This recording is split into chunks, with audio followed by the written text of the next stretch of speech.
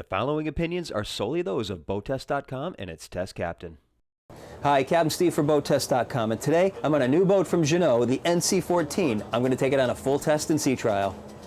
Let's begin by taking a look forward.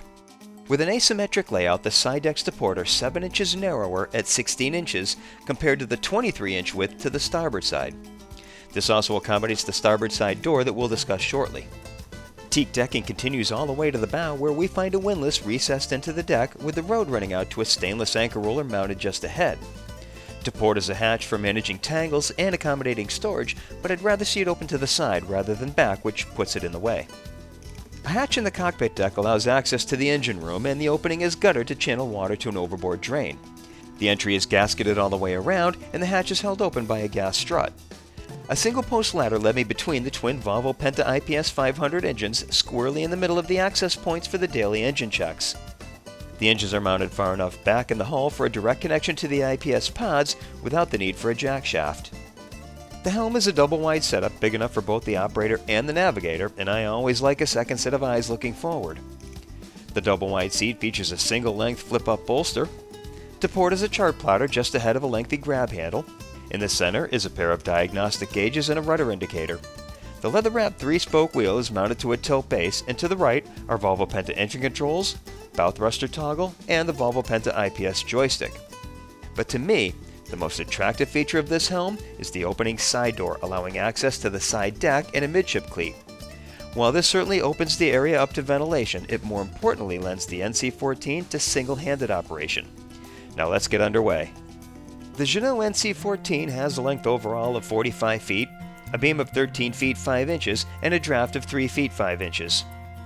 With an empty weight of 23,100 pounds, 60 gallons of fuel, and 3 people on board, we had a test weight of 24,062 pounds. With a pair of 370 horsepower IPS 500 engines doing the heavy work, we reached a top speed at 3650 RPM of 31.7 knots. At that speed, fuel burn was 40.55 gallons per hour, giving us a range of 167 nautical miles. Best cruise came in at 3,000 RPM and 23.3 knots. That speed reduced the fuel burn to 26.7 gallons per hour, giving the NC14 an endurance of 8 hours and 187 miles while still maintaining a 10% reserve. But when climbing up through the RPM range, I found that a comfortable slow cruise pace was reached at 2250 RPM and 12.6 knots, and interestingly enough, it produced nearly the same range as the high cruise setting. But it was certainly a speed that made me want to stop recording the numbers and just keep going.